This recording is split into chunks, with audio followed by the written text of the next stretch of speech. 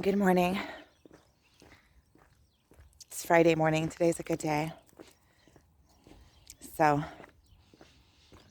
yesterday I was pretty much a wreck most of the day, really most of the day.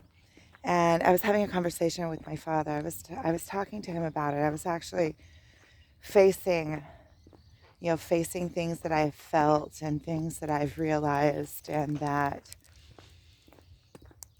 I wasn't really willing to, well, maybe I was willing to face them within myself, but not really willing to bring them to the surface, things that I was feeling. Like, I think I did that rant yesterday, and a lot of it I brought up in there. But I was talking, and we were talking about, relationships and what I do want and what is good for me and what isn't good for me, and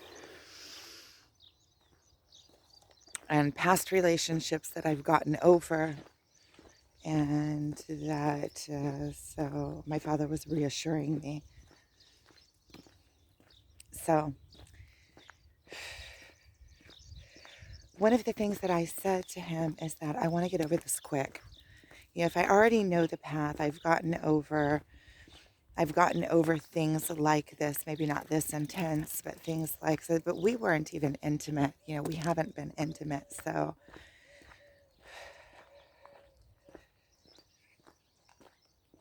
it should be. It would make sense that it would be more easier. In any case, what I've come to is the realization that I want to get over this, and I want to get over this quick so I can get my life in order, my life on track. And I want a partnership in my life, and I want to make room for that. And so, really, the thing is doing what's best for me, deciding what I want and doing what's best for me. And yeah, I'm talking about the twin flame journey. And if I want, okay, so the relationship that I want is I want somebody that wants me and is attracted to me as much as I am to them. That is obvious to me, and that is an anchor in in in me that says, okay, well, if that is not in this relationship is no go, and it, and something like that can't be forced. And if that is something that I truly want, then that's what I want. And that means that this doesn't work. This relationship here, what's going on here, is not what I want, and that makes it easier for me. Even with all the, there are no what ifs. There are no what ifs. If there are no what ifs, what is the pain all about? So I can actually do a process within myself and say, okay, what is the pain about? It's one-sided. It's one-sided. What's the pain? That he doesn't feel that way about me? Well, he doesn't. So, and that's not what I want. What am I going to cry about? Try to force him to be attracted to me? Try to force him to want a relationship with me? You can't. And I don't want that anyway. Or, hey, come and be with me because I really want you, and we're good friends, so just compromise. I don't want to compromise, and I don't want him to compromise, and I don't want somebody with me that is compromising to be with me. That's like, I don't want that. I think I want way more for myself than that. So having those thoughts are empowering to me because it helps me just let go. Okay, so there's pain there. So he's somebody that I am attracted to, and that in all levels. But if he's not attracted to me, then that is a big turn off for me. a big turnoff. And it's something that is not, uh, in my book, it's not compromisable to be with somebody that wants me less than I want them. That it's always not going to be whole for them to be with me, and then I'm always going to be shaking in the relationship, not full in the relationship. I don't want that. And so what I can't, my thoughts are is that I've done this process before. I've given, I've done the process of breakup before. Now I know that on the twin flame journey, it's a different ball game. But what I'm actually working on is I'm ignoring that aspect. I'm ignoring that aspect. What will be will be. If there's something cosmic here and, beyond me, and it's the stars, and our souls are split into two, and all yada, yada, yada, yada, that'll present itself along the path. But what I'm working on right now is just completely letting go completely, and opening up new options. This morning I've started doing my own meditation, not guided by him. Try to get him out of my everyday routine, as much as possible, so that, just do a clean cut. And it feels so much different this morning, the way that I feel about the whole, it's starting to, the way that I feel is way different than the way that I felt yesterday, let's say. I can feel that doing the work and actually purposefully, uh, um, letting go. There's somebody walking behind me. Oh. And purposefully letting go is, it works. It works. The thing is that I think that up till now, even when I spoke about letting go, there was always like I left this little hope in the back of my mind that lingering on. I'll show you where I am, and then I'm going to pause it because this lady's coming, and I'll let her come and go. I'll show you where I am, though. This is that new lookout point. I'm changing things up a little bit in my life. Whoa, fell into a hole. And the cows. Down there are the antiquities. And over that way is the Sea of Galilee. Okay, well, she turned around, so she's not coming all the way out here.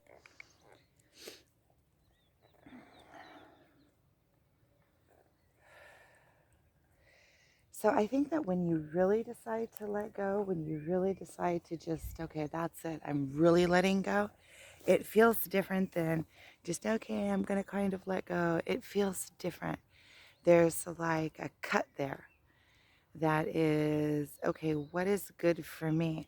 Not what do I have to prove, not how am I going to go at this differently, or not, okay, maybe he'll see. Even that consciously, I don't know that I brought to my mind, oh, maybe one day, if somebody's attracted, they're attracted, just like I'm attracted, and, and was attracted from, after a couple of time, after a couple of meetings. I think in the beginning it was just kind of like, oh, this is really funky, and I didn't really quite know what to think about it when I first met him. It's kind of like, what is this all about? But even still having the talking about him in my conscious mind is still leaving the vibration of him alive. But I am talking about this and talking through it, the letting go. And I see that it feels different this time. It feels like, there's still pain, and I still have like these mixed emotions. I have like this feeling like, well, if I was a true friend to him, wouldn't just want to cut off ties. A true friend would be would be happy for him, and just and want to be around him just because. But at the same time, I want to be, I want to free myself. And who knows, maybe after I free myself from him, then we can find a place of friendship. I don't feel like I hate him, or I don't feel, yeah, I feel like I still care for him and I still love him. I can't handle him in my life right now. And then that feels like, okay, well, if you can't handle him in your life, does that mean you're not a true friend? And then I say to myself, and this is the new thing that is the thing that I can see that is different, is then I say to myself, well, that doesn't matter. It doesn't matter if how he perceives me. It doesn't matter if he sees me as, oh, you're a good friend or you're not a good friend, or it doesn't matter. It's not important. And really, you could turn it around the other way too. If he's a really good friend, then he'll understand and he'll get it. And then we can be, good friends from afar. My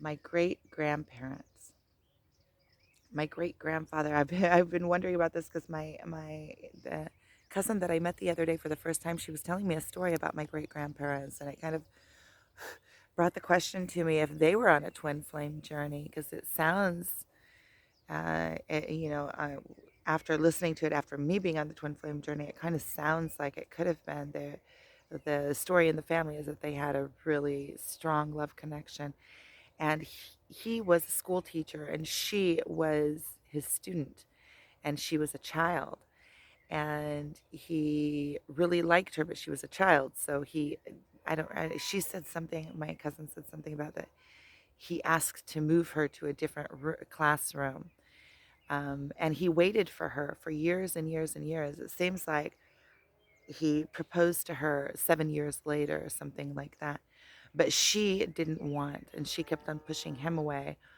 and she wanted to go get an education. She went to college and she became a music teacher, and she got married pretty late, and I think it was pretty late. He was much older than her, and the story goes that he waited for her for years and years and years. I think it was more than 7 years. It was something like 15 years in all, and what she told me is that he was always pursuing her, and she didn't want. And then one evening he came by to visit, and she had finished doing dishes, and they had like a big bucket of dishwasher. This is the dish soap, water. This is back in, I'm talking about about 100 years ago, and she dumped the dishwater out the door, but kind of dumped it on him as he was coming, kind of halfway on purpose. Well, I guess it was on purpose, but as if not on purpose. And at that point, he let go, and he said, "Okay, I'm done pursuing this." And when he was done pursuing it, all of a sudden she woke up and she's like, "Okay, I want this." And I'm not applying that to this story. Um, I think that attraction is something that is there from the get go. It's not something, real attraction. And I was talking to my parents the other day. You know, I always felt like I was compromising in my marriage. I know that that's kind of, but the reason being, and I'm not saying anything, bad about him, but it wasn't a good match. Him and I weren't a good match. We didn't complement each other. I think it was exactly the opposite. We didn't complement each other at all. We didn't enhance each other's greatness. We didn't even, encourage one another to grow. It was a marriage. The marriage was one of those marriages that we actually broke the other person down, even though there was a huge dependency there on one another. It was like unhealthy all the way around, no matter how you look at it. And I always felt like it was a compromise. And when I got a divorce, I thought, well, I don't want to compromise anymore. But the truth is that I didn't even know I need to get back. My son needs to get up and get out on the bus. I have my course this morning too.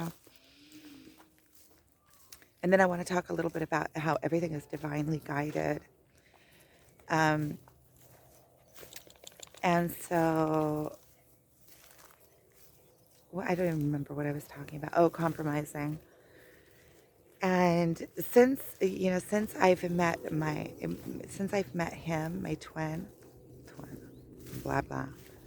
Since I've met him, I realize that there is somebody out there that I perceive as I was telling my parents, I perceive him as like a perfect match for me. And they said, well, it can't be a perfect match if it's not two ways. And they're right.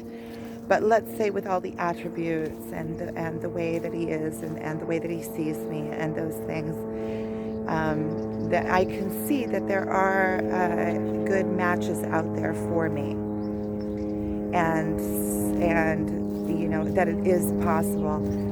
And since I met him, I realized that I don't want to compromise at all.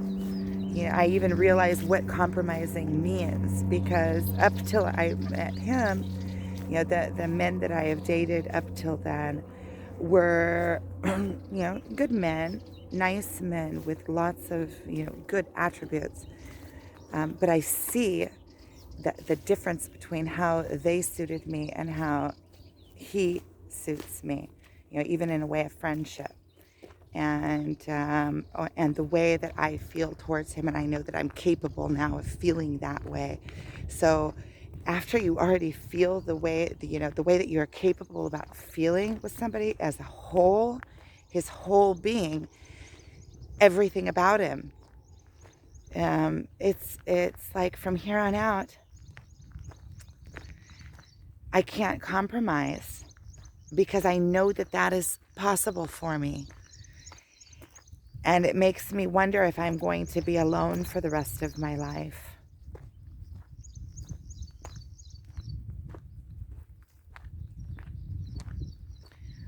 I'm getting out of those thoughts now. But how everything is divinely guided, I'm going into a loop.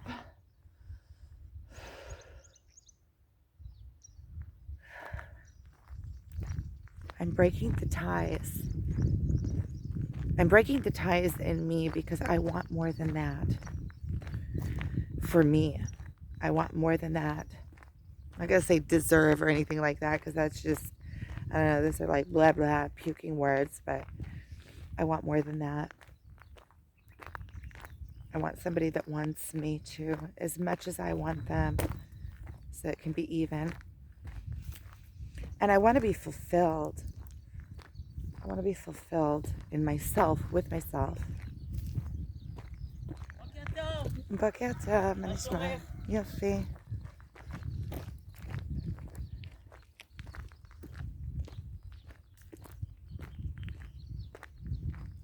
So, and then I want to talk about how everything is divinely guided. Yesterday I had a bit of a rough day. And today, everything, from last night, my son came, and he's leaving on the 9 o'clock bus. And then at the 9 o'clock, my course is starting. And then after that, I have a friend coming to visit me that wrote to me yesterday that he wants to come and visit. And he's going to be with me until the afternoon. We're going to go to the Robbery together. And then maybe I have another friend that sent me an invitation. He's a DJ, and he does really cool music. Really, I love the music that he does. It's one of the best dance musics. It's like this trancey. I don't know the genre exactly, but it's like new world trancey with horns and Ethiopian music mixed in, all sorts of, it's funky. I really like his music. It's really good to dance to. It has a steady beat, steady bass beat. So that's an option if I feel like I'm up to it. But it's like today, everything was divinely guided that I have all of this day is like